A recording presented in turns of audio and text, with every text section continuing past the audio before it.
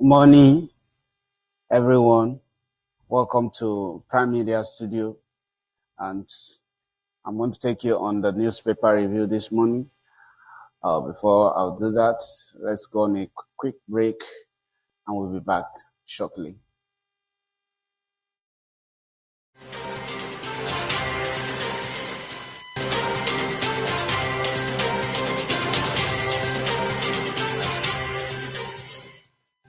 Right.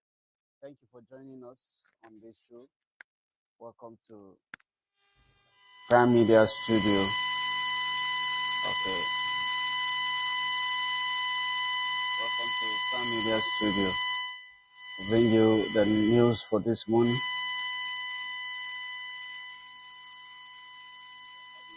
Problem here.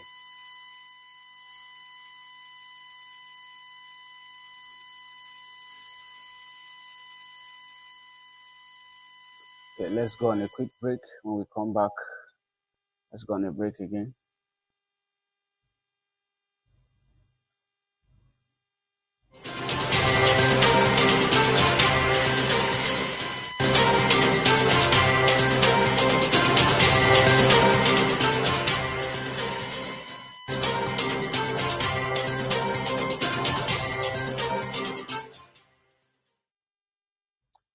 Okay, 1, 2, 3, 2, 1. Okay, welcome to Prime Media Studio, and my name is James. I bring you the news for this morning, and I want to take you on newspaper review. So we have a couple of news that I want us to look at. The first being on the NLC and TOC, and we see that the federal government is coming out to give a warning to the NLC and TOC, warning them against the strike that they say that they were going to embark on, the nationwide strike that they are proposing. Now the federal government is coming out to say that the NLC and TUC should not embark on strike and that they should follow the court order. So I'll just take that news briefly. That news is on Punch, where it says federal government trying to file charge against NLC Labour for threatening to embark on strike. But we'll just take that news briefly. So I'll read the news. Let's see what is on the screen.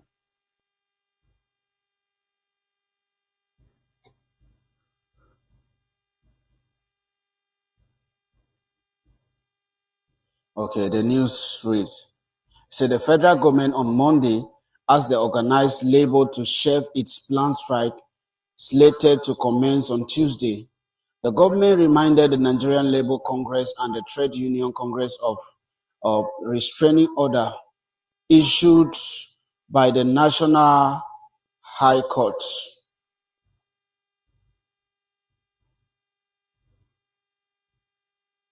The TUC president, Festus Osifo, had announced at a press conference in Abuja on Monday that the labor action will commence on Tuesday, today, in the protest against the alleged assault on the president of the NLC, Joe Ajero, by suspected thugs in Owerri, Imo, on November 1st.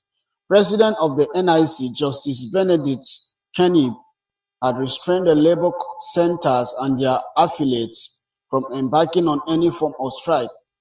The judge issued the order following an ex parte application brought before the court by the federal government through the Attorney General of Federation, Minister of Justice, Chief Lateef Fagbemi, senior advocate.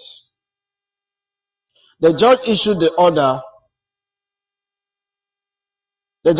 order following an expert application brought before the court by the federal government through the Attorney General of Federation and Minister of Justice, Chief Lateef Fagbemi, senior advocate of Nigeria.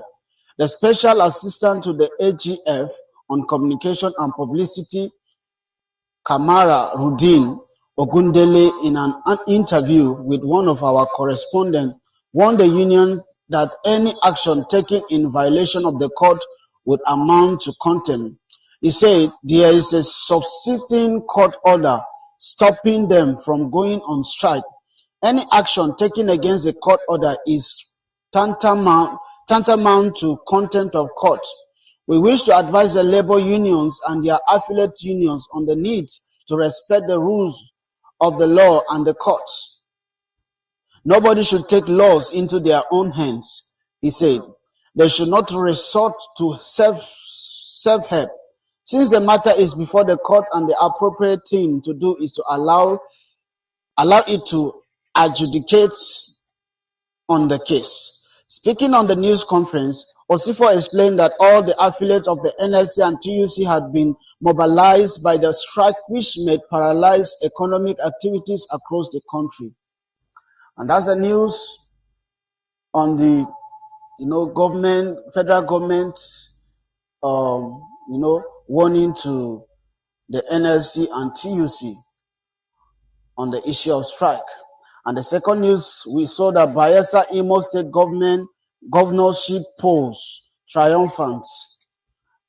So we saw that the recent election that were held in Imo and Bayelsa and Kogi State, now the governors are coming out to give speech.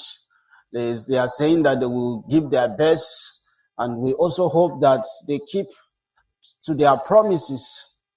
We also hope that they do all that they have promised the people. The people that have voted, they voted with high expectation. They voted with trust in their hearts, believing that those people who they have voted, they are going to work for their good. And we hope that it goes the way of the people. And so the other news is a federal government to check excessive borrowing by state. Federal government to check excessive borrowing by state. Let me take a bit of that news.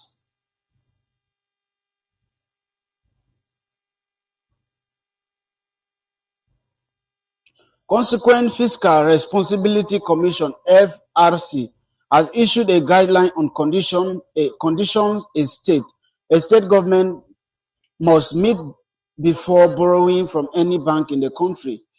Barrister Charles Abana, the head Directorate of Legal Investigation and Enforcement at the Fiscal Responsibility Commission, disclosed this at the Growth Initiative for Fiscal Transparency (GIFT), partly with civic society partners in Abuja yesterday. The commission, he said, was shocked to find out that most banks in the country lure state government into securing loans. His words at the commission: we have decided to give them the template, and we will go ahead to make sure that the Central Bank of Nigeria, CBN, issue a proper guidelines to banks on how to go about getting all necessary requirements compliance fulfilled before lending to states, unlike the past when they just go to the minister and debt management office. If we don't put some check on them and make it not too easy for them to borrow, I don't think we will come out of this debt situation. We had a meeting in Lagos with banks to study debt partners, how do banks give out loans and how they recorner it. At the meeting, it was revealed as soon as the state governors constitute their cabinet bank officials swoop on them with much watering offers to lure them into borrowing from banks. Speaking on the 2024 to 2026 medium-term expenditure framework, MTEF, Abana noted that the country fiscal deficit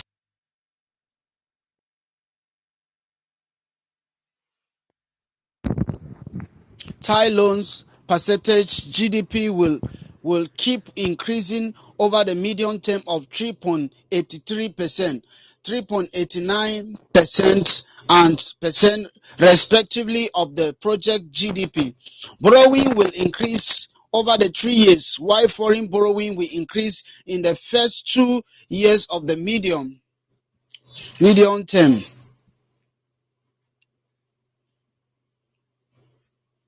And that's the news on that.